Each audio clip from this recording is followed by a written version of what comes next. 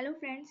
तो आज हम लोग बात करेंगे कि ये मेम्ब्रेन कितने टाइप्स के होते हैं। हम लोग को हमेशा कंफ्यूजन होता है कि permeable membrane, semi permeable, impermeable होता क्या है आखिर।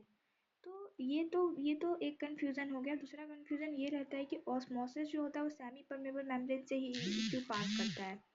ये सारे कंफ्यूजन्स का सॉल्यूशन आज मिलेगा। तो पहले बात करते हैं मेम्ब्रेन जो होते हैं वो 4 टाइप्स के होते हैं। पहला मेम्ब्रेन हो गया,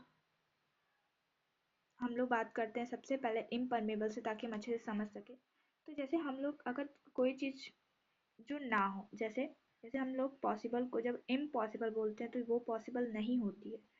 ठीक है, तो इम्परमेबल भी कुछ उसी तरह है कि ऐसा मेम्ब्रेन जहाँ से कोई सब्सटेंस भी पास आउट ना हो, यानी सॉल्यूट और सॉल्वेंट कुछ भी पास आउट ना हो, जैसा यहाँ पे आप लोग देख सकते हैं, यहाँ पे लिखा हुआ है साफ साफ। और बात करते हैं कि परमिएबल मेम्ब्रेन तब क्या होता है। परमिएबल यानी कि सारे सब्सटेंस पास आउट हो सकते हैं वहाँ से, जितने भी सब्सटेंस है वो उस मटेरियल हैं वो सारे के सारे उस मेम्ब्रेन से पास आउट हो सकते हैं।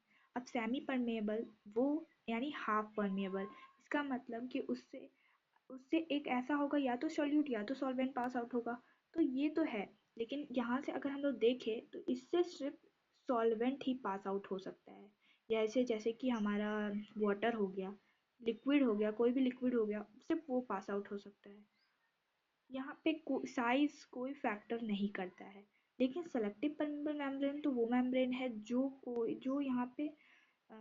यहाँ पे तो ये सेलेक्ट करता है कि किन सब्सटेंस को पास आउट करना है, किन सब्सटेंस को नहीं करना है। जैसे कभी कल तो ऐसा सिचुएशन आता होगा कि हमारे पास काफ़ी ज़्यादा कार्बन डाइऑक्साइड है, पर बाहर से क्या होता होगा कि कार्बन डाइऑक्साइड अगर होगा तो वो मैनेज करेगा इस तरह से कि वो कार्बन डाइऑक्साइड को किसी तरह से बाहर निकालने लगेगा, ताकि यहाँ का कंसंट्रेशन भी बराबर रहे और वो उसको उस कार्बन डाइऑक्साइड को, बाहर के कार्बन डाइऑक्साइड को अंदर आने नहीं देगा। ये काम होता है सेलेक्टिव परमेबल मेम्ब्रेन का।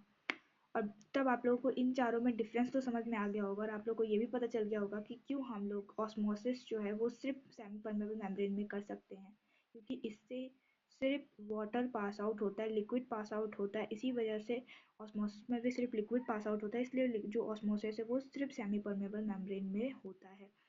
Thank you.